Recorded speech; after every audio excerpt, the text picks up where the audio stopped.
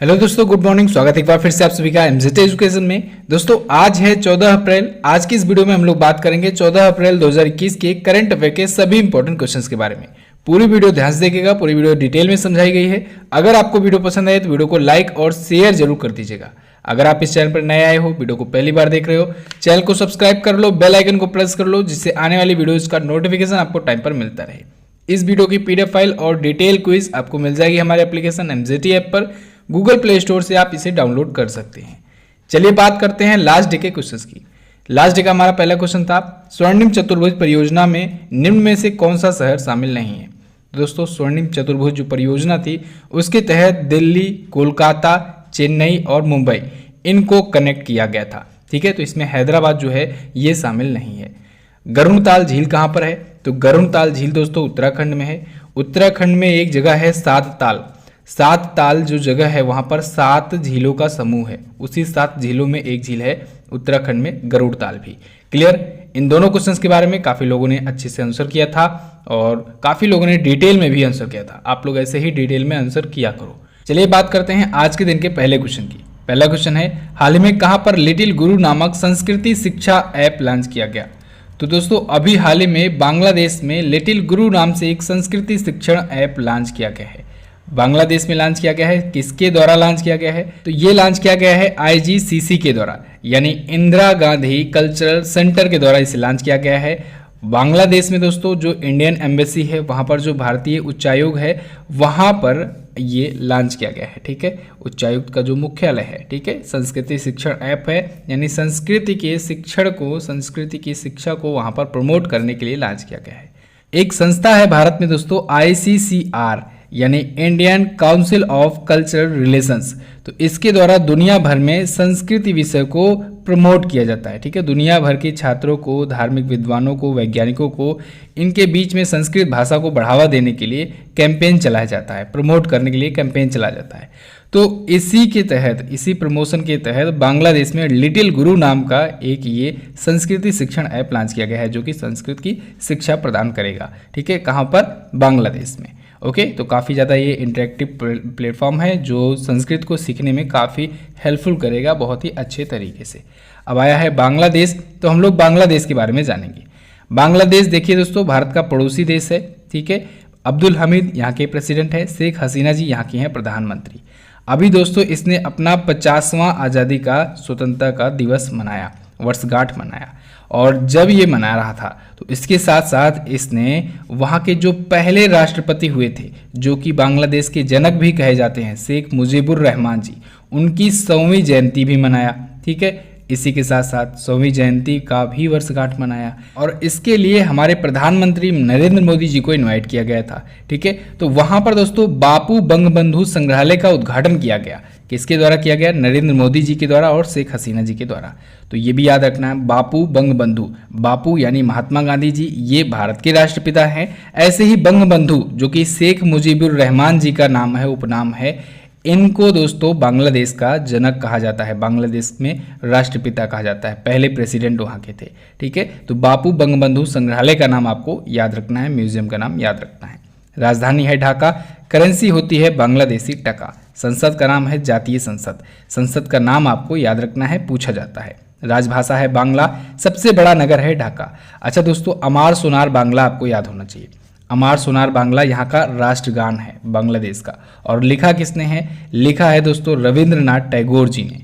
रविंद्रनाथ टैगोर जी ने भारत का भी राष्ट्रगान लिखा है और रविंद्रनाथ टैगोर जी ने ही बांग्लादेश का भी राष्ट्रगान लिखा हुआ है। ठीक है, बांग्लादेश का राष्ट्रगान है अमार सोनार बांग्ला, भारत का है जनगण मन। अब देखिए रविंद्रनाथ टैगोर जी आए हैं, इनसे याद रखिएगा 1913 में इनको मिला था साहित्य के क्षेत्र का नोबेल। साहित्य के क्षेत्र में पाने वाले नोबेल ये इकलौते भारतीय हैं, पहले और इकलौते भारतीय। वैसे भारत के भी ये पहले व्यक्ति बने थे नोबेल पुरस्कार पाने वाले। गीतांजलि के लिए इनको मिला था। क्लियर? अगला क्वेश्चन देखते हैं, हाल ही में किस रूसी वैक्सीन को भारत में इमरजेंसी उपयोग को मंजूरी मिली? तो दोस्तों स्पुतनिक 5 को, जो कि एक रशियन वैक्सीन है, कोविड-19 की रशियन वैक्सीन है, इसको इंडिया में इमरजेंसी उपयोग के लिए मंजूरी मिल गई है। किसके द्वारा मंजूरी मिली है? तो इसको दोस्तों DCGI के द्वारा यानी drugs controller general of India के द्वारा मंजूरी मिली है।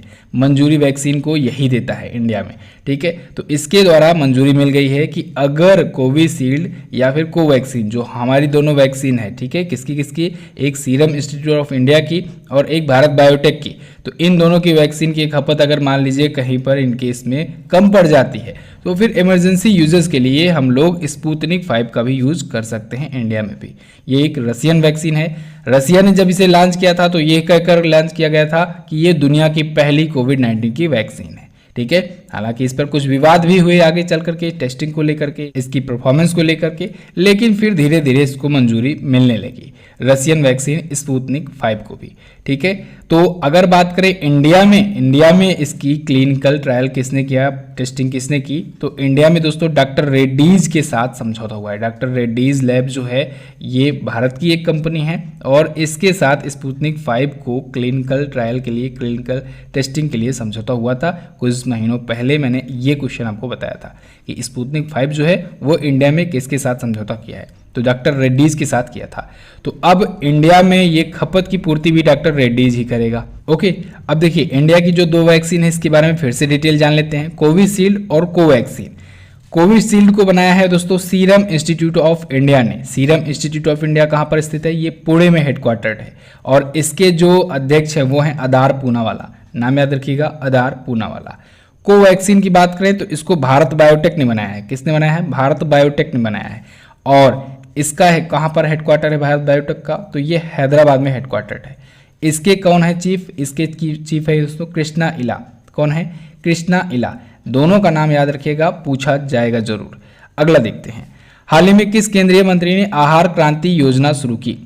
तो अभी हाल ही में दोस्तों डॉक्टर हर्षवर्धन जी ने आहार क्रांति आंदोलन शुरू किया है। एक योजना क्या, ये एक आंदोलन है। आंदोलन मतलब एक प्रकार का कैंपेन होगा जो पूरे दुनिया भर में आहार क्रांति को प्रमोट करेगा। इसके तहत दोस्तों दुनिया भर के लोगों को आहार यानी कि पोषक आहार, ठीक है, आहार मतलब पोषक तत्व, पोषक आहार कैसे प्रदान किया जाए, कैसे पहुंचाया जाए, क्या इसकी महत्वता होती है, इसके बारे में प्रमोशन किया जाएगा, प्रमोट किया जाएगा। क्योंकि आप देख रहे हैं दोस्तों कोविड-19 के दौर में, महामारी के दौर में इम्यूनिटी बहुत ज़्यादा मायने रख रही है।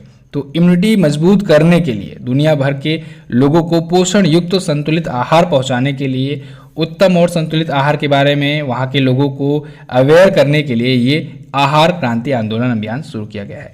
तो इसको शुरू किया है केंद्रीय मंत्री डॉक्टर हर्षवर्धन जी ने, ठीक है, केंद्रीय स्वास्थ्य मंत्री हैं ये। अब ये पूरे विश्व में, भारत के साथ साथ पूरे विश्व में आहार क्रांति आंदोलन चलाने की घोषणा कर चुके हैं। तो पूरे विश्व में ये चलाया जाएगा। एक और इम्पॉर्टेंट पॉइंट याद रखिएगा, 2021 को दोस्तों संयुक्त राष्ट्र ने यानी यूनाइटेड नेशंस ने अंतर्राष्ट्रीय फल और सब्जी का वर्ष घोषित किया है। तो ऐसे में इसको और ज़्यादा मिल जाती है तेजी, ठीक है, इसको प्रमोट करने में और ज़्यादा हेल्प मिल जाएगी क्योंकि फल और सब्जी से ही रिलेटेड करके आहार क्रांति मिशन आसानी से चलाया जा सकेगा। उसी फल और सब्जियों में ये बताया जा सकेगा कौन कौन से पोषक तत्व वाले फल, कौन कौन से ज़्यादा पोषक तत्व वाली सब्जियाँ हैं, उनका ज़्यादा यूज किया जाए, ठीक है। तो एक पॉइंट यहाँ से भी बन जाता है आपका कि वर्ष 2021 को अंतर्राष्ट्रीय फल और सब्जी का वर्ष घोषित किया गया है संयुक्त राष्ट्र के द्वारा। इतना क्लियर है। अब इसे शुरू किसके द्वारा किया गया है? तो दोस्तों इसे विज्ञान भारती के द्वारा और GISTF यानी global Indian scientist and technocrats forum के द्वारा ये शुरू किया गया है। इसे आपको याद रखना है, ठीक है। अगला देखते हैं, भारतीय बिजनेसमैन MA यूसुफ अली को किस देश का शीर्ष नागरिक सम्मान मिला? तो इन्हें दोस्तों UAE का, यूनाइटेड अरब अमीरात, संयुक्त अरब अमीरात का शीर्ष नागरिक सम्मान मिला है MA यूसुफ अली को। ये दोस्तों एक भारतीय मूल के बिजनेसमैन हैं। भारत के केरल में इनका जन्म हुआ था लेकिन इनका UAE में बिजनेस है। किस चीज़ का बिजनेस है? तो अबू धाबी में दोस्तों ये लुलु ग्रुप के अध्यक्ष हैं। किसके? लुलु ग्रुप के ये CMD हैं, चेयरमैन एंड मैनेजिंग डायरेक्टर हैं UAE की जो राजधानी है। तो वहाँ पर व्यापार, उद्योग और विभिन्न परोपकारी पहलों के सहयोग के लिए इनको दिया गया है, इनको सम्मानित किया गया है वहाँ के शीर्ष नागरिक सम्मान से। किसने सम्मानित किया है? वहाँ के जो क्राउन प्रिंस हैं शेख मोहम्मद बिन जायद अल नहयान ने। अभी देखिए इनके साथ साथ दोस्तों 11 और व्यक्तियों को सम्मानित किया गया है जो अपने अपने क्षेत्रों में योगदान दिए हैं, कंट्रीब्यूशन किए हैं UAE को, यूनाइटेड अरब अमीरात को। आप लोग देख रहे हैं पिछले 3 दिनों से लगातार UAE आ रहा है। सबसे पहले तो आया था दोस्तों अभी world immunisation and logistics summit 2021 का आयोजन हुआ था, UAE में ही हुआ था। इसके बाद वहाँ का जो बराक न्यूक्लियर पावर प्लांट है उसका कमर्शियल संचालन, कमर्शियल ऑपरेशन शुरू कर दिया गया है यूएई के द्वारा। ठीक है, इसके बाद दोस्तों चर्चे में आई थी नौरा अल मतरूसी, जो कि यूएई की पहली महिला अंतरिक्ष यात्री घोषित की गई, ये आपको याद रखना है। और यूएई में दोस्तों पिछली बार आईपीएल हुआ था। यूएई के दुबई जो है वहाँ पर आईसीसी का हेडक्वार्टर है। यूएई ने दोस्तों अपना अभी होप मिशन लॉन्च किया था। होप मिशन इसका मंगल मिशन था, ठीक है, ऑर्बिटर मिशन था, ये भी सक्सेसफुल हो गया है। तो ये सारी चीज़ें यूएई से थी। स्टैटिक पॉइंट्स की बात दोस्तों 2 दिन से कर ही रहे हैं, आपको ये सारी चीज़ें याद भी हो गई होंगी। अबू धाबी यहाँ की राजधानी है। खलीफा बिन जायद अल नहयान यहाँ के हैं प्रेसिडेंट। अगला देख लेते हैं, हाल ही में कब जलियांवाला बाग नरसंहार की 102वीं वर्षगांठ मनाई गई? तो दोस्तों अभी हाल ही में 13 अप्रैल को जलियांवाला बाग नरसंहार की 102वीं वर्षगांठ मनाई गई है। 13 अप्रैल को, 13 अप्रैल 1919 को दोस्तों जलियांवाला बाग एक स्थान है अमृतसर में, तो वहाँ पर एक नरसंहार हुआ था 13 अप्रैल 1919 को। वहाँ पर ब्रिटिश शासन ने, ब्रिटिश पुलिसकर्मियों ने गोलियां चला दी थी और हजारों लोगों की मौत हो गई थी। एक्चुअली में दोस्तों वहाँ पर 13 अप्रैल 1919 पर बैसाखी पर काफ़ी लोग इकट्ठा हुए थे और वहाँ पर बैसाखी के दिन ही उसी टाइम पर ब्रिटिश सैनिकों ने गोलियां चलवा दी थी, हजारों लोगों की मौत हो गई थी मौके पर भी। ठीक है, इसके बाद महात्मा गांधी जी ने 1920 को शुरू किया असहयोग आंदोलन। हालांकि 2 वर्षों के बाद असहयोग आंदोलन वापस ले लिया गया। तो असहयोग आंदोलन शुरू करने का 2 मुख्य कारण था दोस्तों, एक तो रोलेट एक्ट का विरोध करना और दूसरा ये जो जलियांवाला बाग हत्याकांड हुआ था इसके विरोध में। इन दोनों के विरोध में ही असहयोग आंदोलन शुरू किया गया था, ये पूछा जा सकता है क्वेश्चन। बाद में 1922 को वापस ले लिया गया, क्यों, उसके पीछे का क्या कारण था, ये भी बन सकता है क्वेश्चन। तो दोस्तों उसके पीछे का कारण था चौरी चौरा हत्याकांड। चौरी चौरा कांड क्या था? चौरी चौरा के तहत दोस्तों 4 फरवरी 1922 को ये कुछ भारत के जो क्रांतिकारी थे वो गोरखपुर जिले में एक आंदोलन कर रहे थे। वहाँ पर एक पुलिस स्टेशन को जला दिए थे और उसमें 22 पुलिसकर्मियों की मौत हो गई थी। ठीक है, तो इसके बाद गांधी जी ने असहयोग आंदोलन वापस ले लिया था। अगला देखते हैं, पहली द्विवार्षिक भारतीय वायुसेना कमांडर्स कॉन्फ्रेंस 2021 का आयोजन कहाँ हुआ? तो इसका आयोजन दोस्तों अभी हुआ नई दिल्ली में। कहाँ पर? नई दिल्ली में जो इंडियन एयरफोर्स का हेडक्वार्टर है वहीं पर आयोजन हुआ है इंडियन एयरफोर्स कमांडर्स कॉन्फ्रेंस 2021। किसने उद्घाटन किया? तो हमारे रक्षा मंत्री राजनाथ सिंह जी ने इसका उद्घाटन किया। इस कॉन्फ्रेंस का 15 अप्रैल से 17 अप्रैल तक ये आयोजित किया जाएगा। ठीक है, अब देखिए 15, 16, 17 3 दिवसीय ये होगा और ये पहली द्विवार्षिक भारतीय वायुसेना कमांडर्स कॉन्फ्रेंस है, यानी ये पहला संस्करण है और द्विवार्षिक है, यानी कि ये अब अगली साल नहीं, अगली साल यानी 2022 में नहीं होगा, 2023 में अब अगला कॉन्फ्रेंस होगा। ठीक है, द्विवार्षिक है, 2-2 वर्षों के अंतराल पर ये आयोजित होगा। इंडियन एयरफोर्स आया है। इंडियन एयरफोर्स के बारे में बात करें, इसकी स्थापना दोस्तों 8 अक्टूबर 1932 को हुई। 8 अक्टूबर को इसीलिए पूरा देश हमारा मनाता है भारतीय वायुसेना दिवस। हेडक्वार्टर है नई दिल्ली में। वायुसेना अध्यक्ष हैं RKS भदौरिया जी। ओके, भारत की जो वायुसेना है दोस्तों, इंडियन एयरफोर्स है, ये दुनिया में 4थी सबसे बड़ी वायुसेना है। ऐसे ही भारत की थल सेना दुनिया की 4थी सबसे बड़ी थल सेना भी है और भारत की नौसेना जो है वो 7वीं सबसे बड़ी नौसेना है। इसको दोनों को भी याद रखिएगा। अगला देखते हैं, हाल ही में प्रधानमंत्री नरेंद्र मोदी ने रायसीना डायलॉग के किस संस्करण का उद्घाटन किया? तो अभी हाल ही में हमारे प्रधानमंत्री नरेंद्र मोदी जी ने रायसीना डायलॉग के 6ठे संस्करण का उद्घाटन किया है। 6ठे संस्करण का कब? 13 अप्रैल 2021 को। इस रायसीना डायलॉग में दोस्तों 2 मुख्य अतिथि थे। कौन कौन? एक रवांडा के राष्ट्रपति पाल कगामे और डेनमार्क के प्रधानमंत्री मेटे फ्रेडरिक्सन। ध्यान रखिएगा दोनों का नाम, मेटे फ्रेडरिक्सन जो कि डेनमार्क के प्रधानमंत्री हैं और रवांडा के प्रेसिडेंट पाल कगामे, ये दोनों मुख्य अतिथि थे। 2016 से दोस्तों शुरू हुआ है, इस बार इसका 6ठा संस्करण है, यानी ये प्रत्येक वर्ष आयोजित किया जाता है। इस बार नई दिल्ली में ये वर्चुअल तरीके से आयोजित किया जा रहा है क्योंकि कोविड-19 का दौर चल रहा है। 13 अप्रैल से 16 अप्रैल तक ये आयोजित किया जाएगा। ठीक है, इसमें 50 देशों के और संगठनों के 150 से ज़्यादा स्पीकर हिस्सा लेंगे। बात आती है ये रायसीना डायलॉग होता क्या है? तो दोस्तों ये एक जियोपॉलिटिकल और जियो इकोनॉमिकल मुद्दों पर चर्चा करने के लिए भारत द्वारा आयोजित किया जाता है। अब ये वार्षिक सम्मेलन है, यानी प्रत्येक वर्ष आयोजित किया जाता है और आयोजन कौन करता है? भारत का विदेश मंत्रालय और इसके साथ ही ऑब्जर्वर रिसर्च फाउंडेशन, ये दोनों मिल करके जियोपॉलिटिकल और जियो इकोनॉमिकल इन दोनों मुद्दों पर चर्चा करने के लिए रायसीना डायलॉग का आयोजन करते हैं। क्लियर है? अगला देखते हैं। अगला क्वेश्चन है, हाल ही में किस केंद्रीय मंत्री ने महिला सशक्तिकरण के लिए AICTE लीलावती पुरस्कार 2020 प्रदान किया? तो दोस्तों अभी हाल ही में हमारे शिक्षा मंत्री रमेश पोखरियाल निशंक जी ने वीमेन एम्पावरमेंट के लिए AICTE लीलावती पुरस्कार 2020 प्रदान किया है। आप ध्यान से देखिएगा, लीलावती पुरस्कार 2020 6 क्षेत्रों में 6 उप विषयों के लिए दिया गया है। ये पूरा विनर लिस्ट मैं आपको शो करा दे रहा हूँ। ठीक है, सबसे पहले AICTE का फुल फॉर्म आप लोग नोट कर लीजिए, all India council for technical education. ठीक है, तो ये AICTE लीलावती पुरस्कार है, इस पुरस्कार का पूरा नाम। इसके विनर्स हैं दोस्तों, यहाँ पर थीम दी गई है यानी उप विषय है, किस सेक्टर में किसको दिया गया है। 6 विजेताओं को चुना गया है, जिसमें महिला उद्यमिता के लिए यानी विमेन एंटरप्रेन्योरशिप के लिए सोना कॉलेज ऑफ टेक्नोलॉजी तमिलनाडु को दिया गया है। सेल्फ डिफेंस के लिए Saint Joseph College of Engineering Tamil Nadu को दिया गया है। साक्षरता के लिए दोस्तों प्रबंध और उद्यमिता विकास संस्थान पुणे के भारतीय विद्यापीठ को दिया गया है।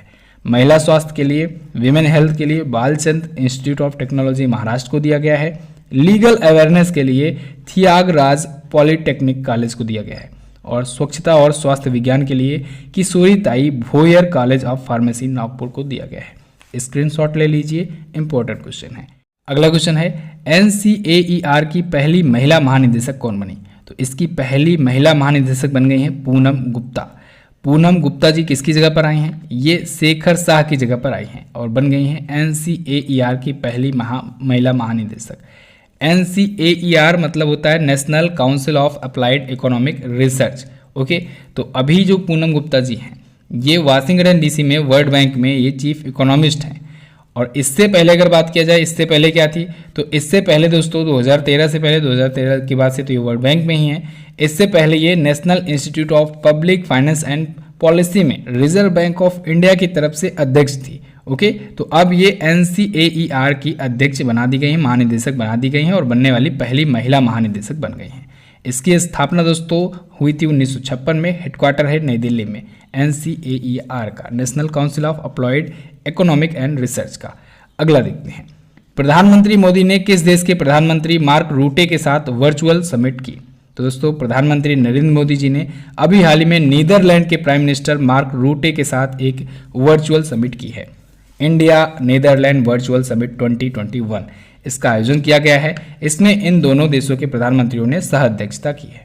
अब देखिए, इंडिया और नीदरलैंड के बीच में कई मुद्दों पर समझौता हुए, कई मुद्दों पर चर्चे हुए हैं, जैसे दोनों देशों के बीच में व्यापार को लेकर के, ट्रेड को लेकर के, इकोनॉमिक्स को लेकर के, वाटर मैनेजमेंट को लेकर के और एग्रीकल्चर सेक्टर को लेकर के, स्मार्ट सिटी प्रोजेक्ट्स को लेकर के, साइंस एंड टेक्नोलॉजी को लेकर के, मेडिकल विभाग, स्पेस टेक्नोलॉजी, इन सभी क्षेत्रों पर चर्चा हुई है।